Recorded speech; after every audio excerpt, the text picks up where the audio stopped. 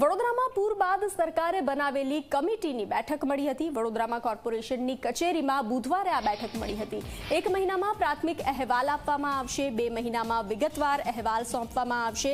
આજવા અને વિશ્વામિત્રીમાં પૂર સમયે પાણી કેવી રીતે ઓછું કરી શકાય તેના પર ચર્ચા થઈ હતી। આ બેઠકમાં આજવા અને પ્રતાપપુરા સરોવરને મજબૂત કરવા માટે પણ ચર્ચા કરવામાં આવી હતી। બેઠકમાં કમિટીના અધ્યક્ષ BN નવલાવાલા, મુખ્યમંત્રીના સલાહકાર SS Rathod, Delhi central water કમિશનના એન્જિનિયરો, મ્યુનિસિપલ કમિશનર પણ જોડાયા હતા। તો બુધવારે આ બેઠક યોજાઈ હતી, તેમાં અનેક બાબતોને લઈ ચર્ચા કરવામાં આવી હતી।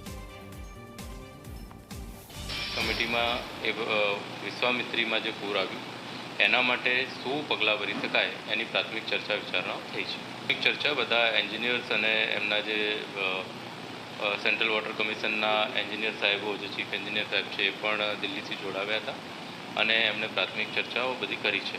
પૂર કઈ રીતે ઓછું આવે એ જોવાની જવાબદારી છે। એમાં ઓફકોર્સ એન્ક્રોચમેન્ટ પાર્ટ હોય તો એમના અમે ધ્યાને મૂકશું, પણ અત્યારે હાલ પૂરતી એ કોઈ ચર્ચા